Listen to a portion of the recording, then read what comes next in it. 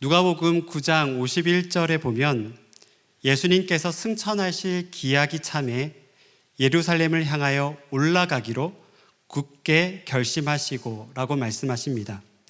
이제 예수님께서 갈릴리 사역을 마무리하시고 십자가 사역을 완수하기 위해서 예루살렘으로 올라가시기로 굳게 결심을 하신 거죠. 그래서 굳게 결심했다라는 표현에서도 볼 수 있듯이 지금까지 갈릴리 사역의 모든 클라이맥스는 향하는 여정은 바로 십자가 골고다에 있었다라는 것을 알 수 있습니다. 그런데 그렇게 중요한 시점에 예수님께서는 한 집에 들리십니다. 예루살렘 남동쪽 3km 정도쯤에 떨어진 이 베다니, 아주 작은 마을에 두 자매의 집이었습니다. 그 자매의 이름은 마르다와 마리아였죠. 요한복음 11장 5절에 보면요, 예수님께서 두 자매를 깊이 사랑하셨다라고 기록하고 있습니다. 물론 마르다와 마리아도 예수님을 깊이 사랑했습니다. 복음서 전체를 통틀어서 이 십자가 사역 이전에 부활신앙을 고백한 사람은 단 한 사람밖에 없습니다. 바로 마르다였죠. 그녀는 마지막 날에 다시 부활할 것이라는 믿음을 가지고 있었습니다. 여러분, 정말 이거는요, 놀라운 일입니다. 예수님의 부활을 보기 전에 부활신앙을 고백한 겁니다. 그만큼 마르다는 예수님의 말씀과 삶을 스펀지처럼 흡수하였던 그런 여인이었습니다.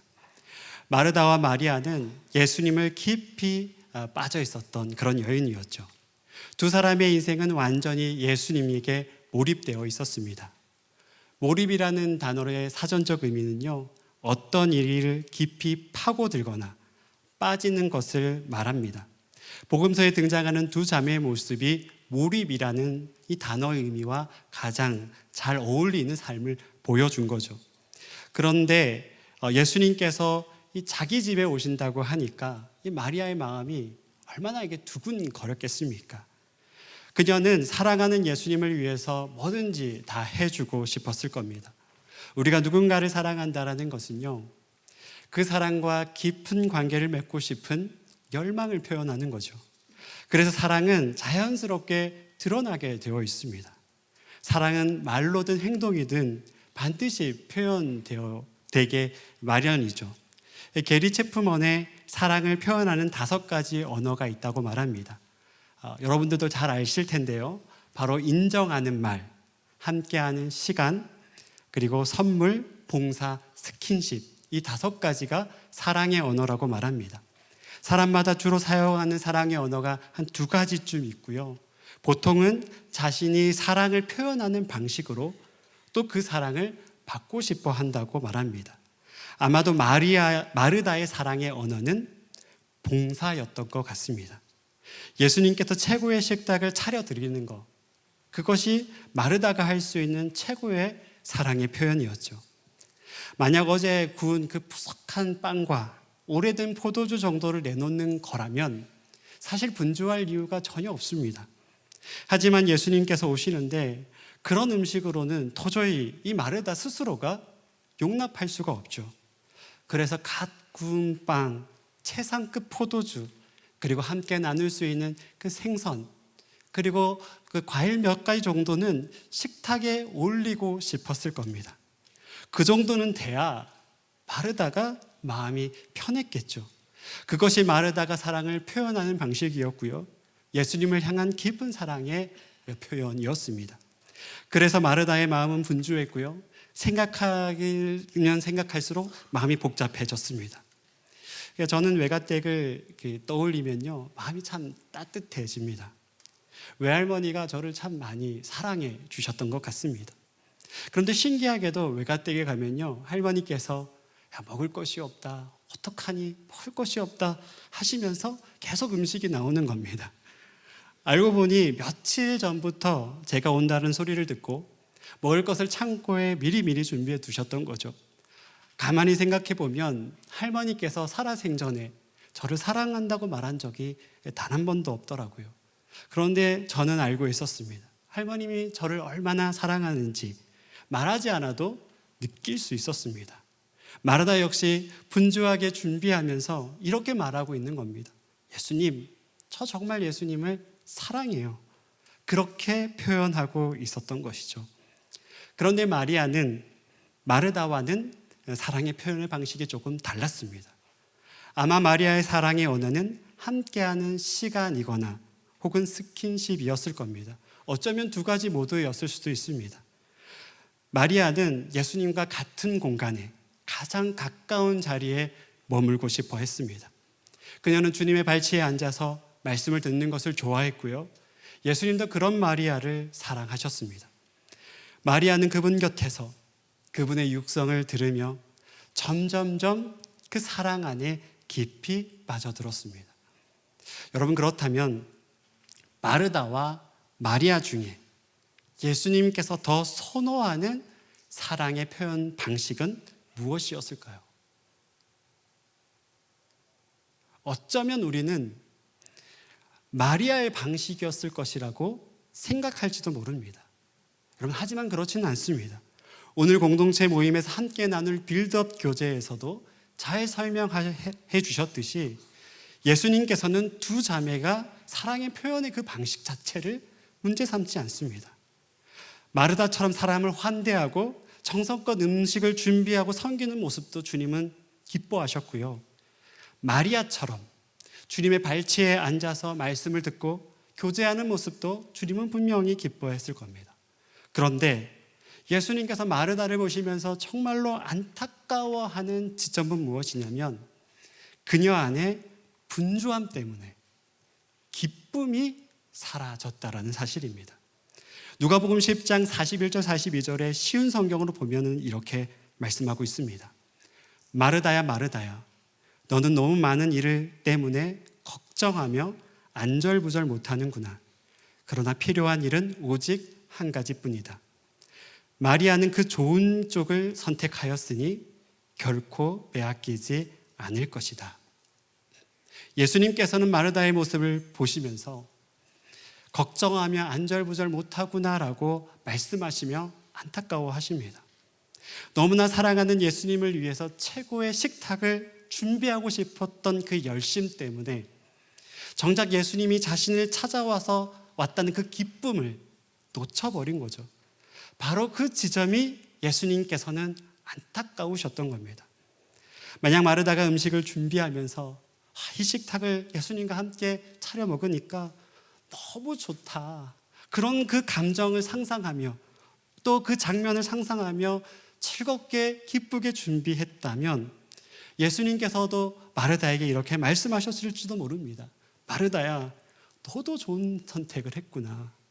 그런데 예수님께서 중요한 것은 이 먹는 것 자체가 아닌 거죠. 예수님께서 원하셨던 것은요, 마르다와 기쁨을 나누고 싶었던 겁니다. 하지만 우리가 분주함 때문에 그 기쁨을 놓쳐버리는 순간들이 있죠. 예수님께서 어떤 사랑의 언어로 표현하시냐, 이거는 예수님 입장에서는 그렇게 중요한 것이 아닙니다. 우리가 어떤 사랑의 방식으로 표현하든지 예수님은 기가 막히게 기쁨으로 받아주십니다. 여러분, 수줍게 표현하든 뛰며 찬양을 하든 아니면 어떠한 형태든지 간에 주님께서 우리가 기쁨으로 주님께 드리면 기쁨으로 주님께서는 받아주신다라는 겁니다. 그런데 예수님을 섬긴다고 하면서 기쁨이 사라지는 것은 예수님이 말하시는 것이 아니라는 거죠. 요한복음 15장 9절과 11절에는 예수님께서 이렇게 말씀하십니다. 아버지께서 나를 사랑하신 것 같이 나도 너희를 사랑하였으니 나의 사랑 안에 거하라. 그리고 11절에 이렇게 말씀하시는데요. 내가 이것을 너에게 이른 것은 내 기쁨이 너희 안에 있어 너희의 기쁨을 충만하게 하려 함이라. 우리가 예수님의 사랑 안에 거해야 하는 이유는 바로 우리 안에 참된 기쁨을 주시기 위해서라고 말씀합니다. 그런데 여기서 꼭 기억해야 될 단어가 바로 충만이죠. 충만이라는 것이 무엇입니까? 충만이라는 것은요, 컵에 물에 이렇게 가득 차서 출렁출렁 거리는 정도가 아니죠. 넘칠 듯 말 듯한 그 정도가 아닙니다. 내가 어떻게 해볼 수 없는 그 기쁨, 통제할 수 없는 기쁨, 그 기쁨이 우리 안에 압도적으로 밀려오는 거, 이게 충만 아닙니까? 이건 세상이 주는 그 기쁨과 비교할 수 있는 것이 아닙니다. 세상이 주는 기쁨은요, 금방 사라지거나 아니면 휘발돼서 없어져 버리는 겁니다. 근데 주님께서 주시는 기쁨은 차원이 다른 기쁨이죠. 이 놀라운 기쁨을 우리에게 주시려고 예수님께서는 우리를 사랑 안으로 초대해 주십니다. 여러분 혹시 이 자리에 여러분들의 삶에 예수님이 깊이 빠져들고 있으십니까? 그리고 그 기쁨이 여러분들 안에 있으십니까? 혹시 이 자리에 그런 기쁨이 잃어버린 자들이 있다면요, 그건 참 안타까운 일입니다. 주님을 사랑하고 하면서 내 마음속에 기쁨이 없다? 이건 역설이 아니라 사실은 모순입니다. 결코 있을 수 있는 일이 아니죠. 사단은 끊임없이 우리가 주님을 기뻐하지 못하도록 방해를 합니다. 우리의 마음을 분주하게 만들고요, 그 하나님의 사역을 단순히 일처럼 느껴지도록 만듭니다.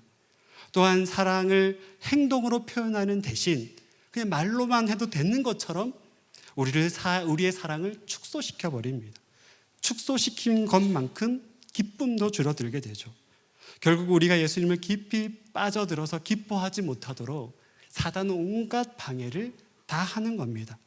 특히 지금 이 시대는요, 우리를 잠시도 가만두지 않습니다. 끊임없이 카톡이 울리고요, 인스타그램에 새 소식이 올라오죠. 유튜브에는 쉴 새 없이 나를 자극하는, 그리고 여러분들을 자극하는 컨텐츠가 쏟아집니다. 그리고 몇 년 전부터 또 하나의 강적이 등장했죠. 방안의 영화관, 넷플릭스.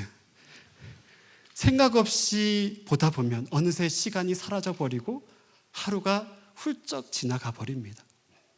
니콜라스 칸은 현대인을 가리켜 생각하지 않는 사람들이라고 표현합니다. 이건 책 제목이기도 한데요, 정말 도발적인 책 제목이죠. 그는 깊이 사고하거나 몰입하는 능력을 잃어가는 현대인의 모습을 보면서 그렇게 명명합니다. 특히 이 책의 결말 부분에 있어서 저는 정말 이 결말 부분이 공감이 됐는데요, 그는 이렇게 말합니다. 인터넷과 스마트폰에 물든 우리의 뇌는 집중력과 사색의 능력을 떨어뜨릴 뿐만 아니라 이 뒷부분이 중요합니다. 감정의 깊이까지 변화시킨다. 저는 이 감정의 깊이까지 바꿔놓는단 말에 정말 공감이 되더라고요. 분주함은요, 단순히 우리의 시간을 빼앗은 것을 넘어서서 감정의 결까지도 바꿔놓는 겁니다. 그래서 요즘 사람들의 중요한 특징 중에 하나는요, 아무것도 하지 않아도 불안하고요, 무언가를 해도 불안해하죠. 즉 우리를 기뻐할 수 없는 사람으로 만들어 놓는다라는 겁니다. 우리는 이 시대의 흐름을 이끌려가서는 안 됩니다. 마리아처럼 한 가지를 선택할 수 있어야 됩니다. 누가복음 11장 42절에 쉬운 성경에 이렇게 말씀하는데, 우리 다 같이 한번 이 말씀을 읽어봤으면 좋겠습니다. 시작. 그러나 필요한 일은 오직 한 가지뿐이다. 마리아는 그 좋은 쪽을 선택했으니 빼앗기지 않을 것이다. 아멘. 특별히 이 말씀은 헬라어 원문에 보면 이 하나라는 뜻은 헤노스라는 이 단어로 쓰고 있는데, 이 헤노스라는 단어가 문장 제일 앞쪽에 나옵니다. 이 쉬운 성경은 이것을 강조하기 위해서 그러나 필요한 것은 오직 한 가지, 이 오직을 붙인 거죠. 오직 한 가지뿐이라고 되어 말씀하고 있는 겁니다.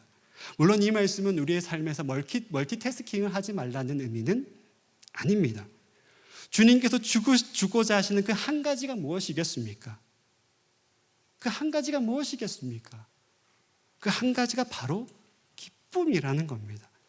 예수님께 깊이 빠져들어서 몰입했을 때 경험할 수 있는 그 기쁨을 말하는 겁니다. 예수님께서는 그 기쁨을 우리에게 주시고자 합니다. 예수님을 향한 우리의 마음은 다른 곳으로 분산되어 있지 말아야 합니다. 나와 예수님을 이어주는 매개체가 무엇이든지 간에, 그것이 식탁의 교제이든지 예배이든지 사역이든지 경건생활이든지 우리의 마음을 흐트리지 말고 우리가 오직 예수님을 기뻐해야 한다라고 말씀하고 있는 겁니다. 여러분, 기쁨이라는 감정은요, 하나님께서 창조하실 때 우리에게 주시는 선물입니다. 하나님께서 모든 세계를 창조하시고 창세기 1장 31절에 이렇게 말씀합니다. 하나님이 지으신 그 모든 것을 보시기에 심히 좋았더라. 저녁이 되고 아침이 되니 이는 6째 날이니라. 하나님께서 천지를 창조하시고 나서 그 만물을 보시고 심히 좋았더라라고 말씀합니다. 천지 만물을 바라보시면서 하나님 안에 기쁨이 있었던 겁니다. 그런 하나님의 그 기쁨을 누구랑 나누고 싶었던 것일까요? 네, 맞습니다. 바로 저와 여러분들과 나누고 싶었던 겁니다. 그래서 하나님께서 우리를 하나님의 형상으로 만든 거죠. 하나님과 기쁨을 나눌 수 있는 존재, 바로 그 존재가 저와 여러분이라는 겁니다. 하지만 우리가 죄로 인해서 그 모든 것들이 다 무너졌죠. 죄 때문에 우리가 더 이상 그 기쁨을 누릴 수 없게 됐습니다. 우리 안에 있는 죄는 하나님과 우리 사이를 점점 멀어지게 했죠. 하나님과 기쁨을 나누는 존재가 아니라 하나님을 반목하고 대립할 수밖에 없는 존재가 되어버린 거죠. 다시는 하나님과 가까워지는 것이 불가능해 보이는 것처럼 이 죄 앞에서는 우리가 그렇게 나약한 존재가 됩니다. 하지만 하나님은 우리에게 기쁨을 주시는 것을 포기하지 않으셨습니다. 그의 아들이신 예수님을 이 땅에 보내셔서 십자가에 우리의 죄를 대속하시고 모든 것을 다시 회복시키셨습니다. 이제 우리는 예수님과 기쁨을 나눌 수 있는 존재가 되었다라는 겁니다. 근데 마르다가 그것을 놓치고 있으니 얼마나 주님께서 안타까우셨겠습니까? 주님께서는 그 기쁨을 주시기를 원하죠. 우리에게 기쁨을 주시기를 원한다는 것을 믿으시길 바랍니다. 주님께서 우리에게 기쁨을 주시고요, 우리는 예수님께 주신 그 기쁨을 받고 또 기뻐하죠. 그러면 내가 기뻐하는 모습을 보고 다시 예수님께서는 기뻐하십니다. 예수님이 기뻐하니 우리 안의 기쁨이 더 커져가는 겁니다. 우리 그렇게 점점 사랑에 빠져들게 되는 거죠. 이제 우리가 이 놀라운 기쁨의 티키타카가 가능하게 된 겁니다.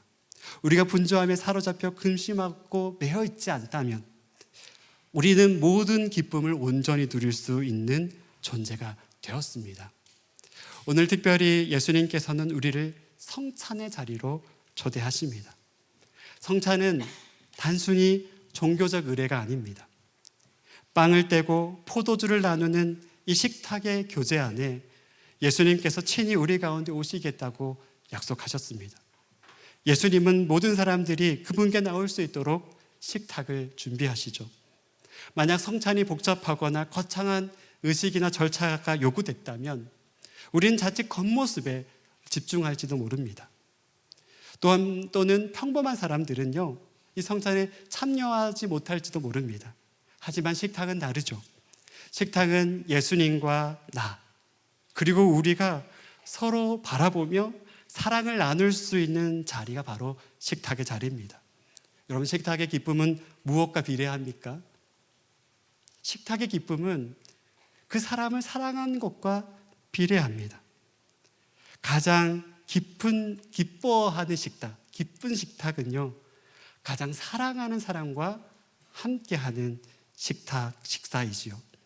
그런 의미에서 예수님께서는 성찬을 통해 제자들과 최고의 기쁨을 나누기를 원했습니다. 그리고 지금 이 순간 우리와도 그 식탁을 함께 나누기를 원하십니다. 오늘 이 성찬 가운데 여러분과 우리 모두가 예수님께 몰입해서 그 깊은 사랑에 빠져들기를 진심으로 축복합니다. 제가 기도하도록 하겠습니다. 사랑해 주님, 감사합니다. 오늘 주님께서 주시는 그 귀한 이 성찬의 자리에 우리가 함께 하려고 합니다. 우리가 혹시라도 기쁨이 잃어버린 것들이 있다면 성찬을 통해서 그 기쁨이 회복될 수 있도록 주께서 함께하여 주시옵소서. 분주한 우리의 모든 마음들을 다 내려놓기를 원합니다. 세상 근심 걱정 다 내려놓고 이곳에 임하시는 성령의 임재를 경험하며 주 앞에 나아갈 수 있도록 주님께서 함께하여 주시옵소서. 이 모든 것을 우리를 구원하신 예수 그리스도의 이름으로 기도합니다.